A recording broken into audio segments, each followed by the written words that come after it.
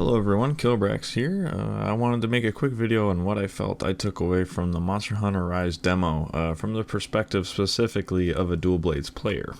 Now I'm not gonna lie, Dual Blades for me were getting kinda stale. I've played over 2,000 hours of Iceborne, and the majority of it was with Dual Blade. What initially sparked my love for the weapon was the tenacity it allowed you to gauge in it with.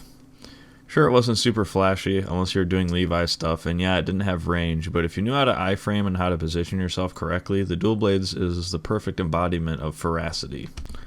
I loved how I could weave in and out, bob back and forth, side to side, dashing and dodging, only to dash in and punish afterwards.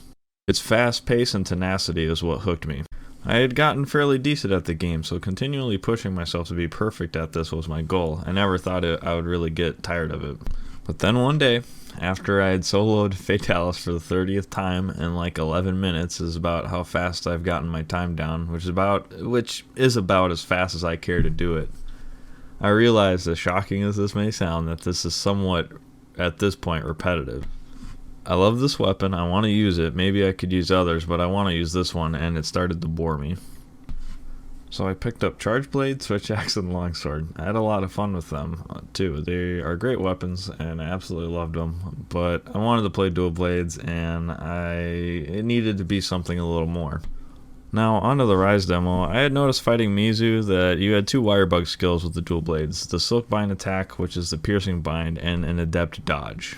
I thought these were optional and not entirely integral to the combat of the Dual Blades, so I continued to play Rise like I was playing Monster Hunter World.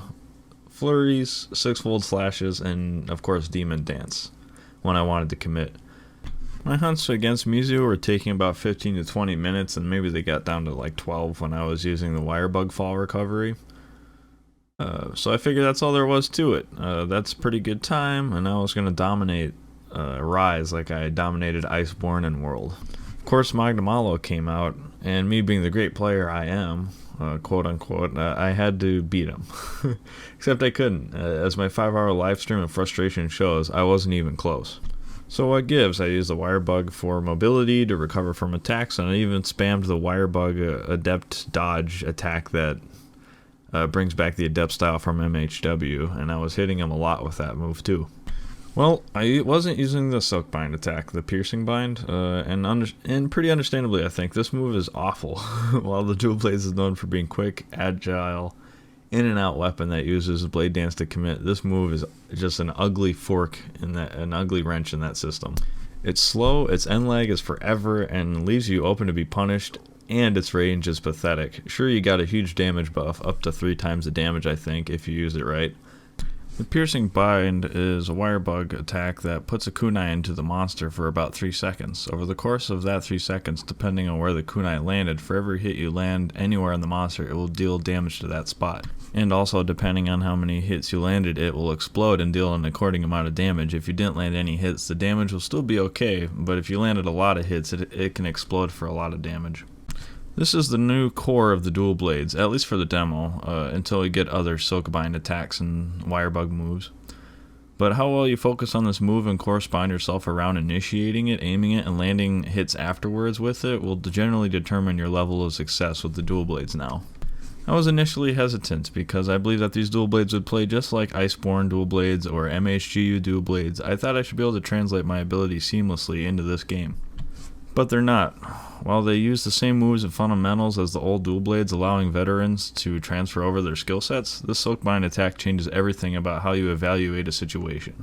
I'll try and show a scenario and a sequence I was in to show you how I had to think differently because of the wire bug, and also kind of because of the time limit too. So this is a scene where I miscalculated. I get my Silk Bind attack in, but I get hit right afterwards, and instead of running away, I run in to get hits in before the Piercing Bind expires. I have enough stamina and Demon Gauge to do this and use a Flurry. If I didn't have any Demon Gauge or stamina, I would have probably just healed instead, or if I had a wire bug I could use to recover and still land hits to capitalize on the Piercing Bind. This is what makes the attack being the centerpiece of your kit so fascinating. It adds a lot more assessment of risk and reward to your play. Now, to compare this to World, your only decision would be whether or not to run in and do a 6-fold slash or not. You're not acting or behaving contingent based on the fact that you landed a Silkbind attack, you're just attacking. That's it. You're just landing hits or not landing hits. That's it. But since I landed the Silkbind attack and I still have time to maximize my damage output, this is where the decision making comes into play that is present in Rise but not present in Iceborne. Or if I wanted to capitalize on the piercing bind, I could use a recovery fall and jump right back into his face and maybe break apart and knock him over. We don't know. In this case, it seemed to be worth it. I landed a few extra hits and I healed myself, and it exploded for extra damage, and it did about 84 and even caused Magnum Hollow to flinch, so it actually worked out. Next, I'll go over a sequence and how the wire bug affected my thinking and why it's better and more engaging as a player.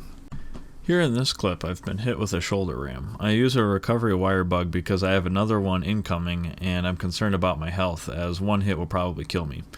The next wire bug will still help me get damage if I wanted. Otherwise, I would save the wire bug and fall down normally. I made this specific decision to use a recovery because I saw I had another one incoming.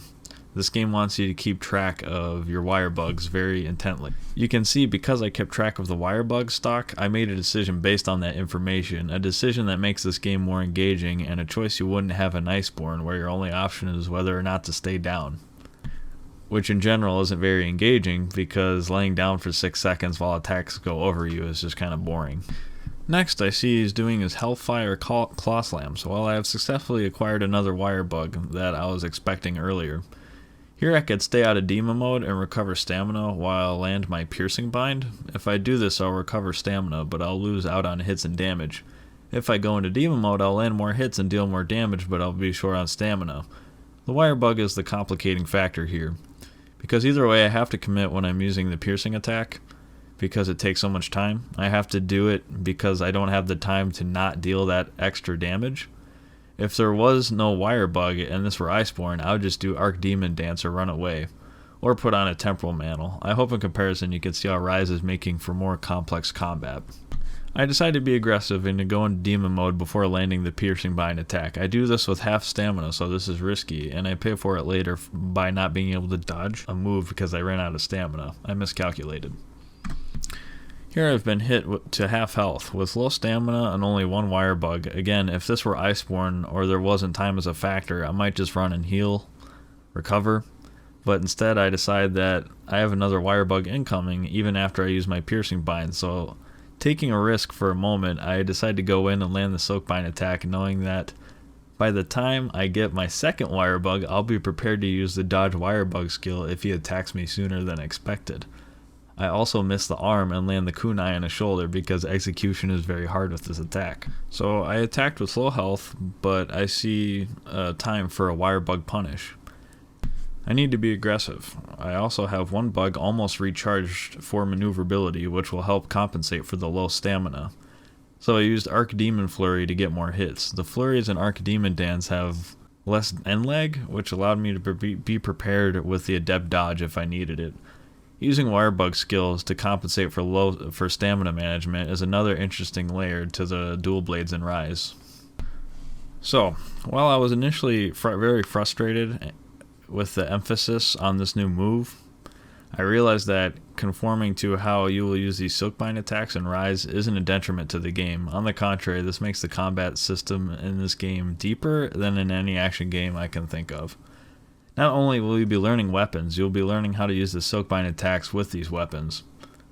And these Silkbind attacks have pros and cons that make decision making complicated. Furthermore, you'll have to choose what combinations work best with your build, your skill level, and deal the most damage. Coming to this game, if you're new to the dual blades, not only will you have to learn the moves, demon gauge, and stamina management, but how best to capitalize on your Silkbind attacks around them, which I've shown can be quite a process in and of itself.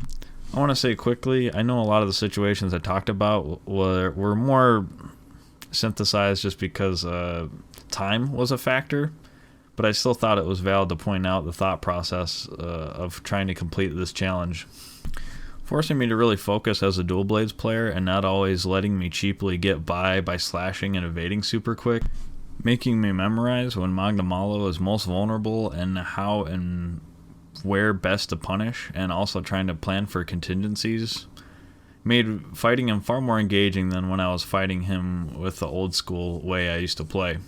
So, my excitement for this game has been revitalized, and knowing that I will have a whole new tree of dual blades to master, and that Capcom very bravely redesigned how to fight and approach their monsters in this game. So for that, I applaud them. That's it for this video. I hope it wasn't too complicated. I was trying to just explain the differences in decision making that go on when you're playing dual blades in Rise, and how vastly different it is from the differences in playing Iceborne or World or MHGU dual blades. It's totally different, and it'll give you more things to learn about this game for each weapon. I could see the weapon trees being so complicated now, because not only are you learning weapons, you're learning all of the Silkbind attacks and Wirebug skills around those weapons, and not just the attacks themselves, but the movement options.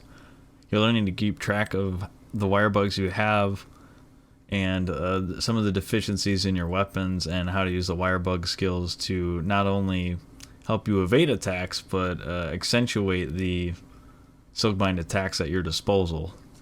So on the eve of its release, I couldn't be more excited for this game. I'm truly pumped. They layered combat so thick that I feel like now as a dual blades player, I'm going to have so much more to learn and so much more to experience in this game. Even if I can beat everything, just learning how to best use this weapon and all of its Silkbind abilities, it's just going to be terrific. So alright, thank you all for watching. I appreciate it.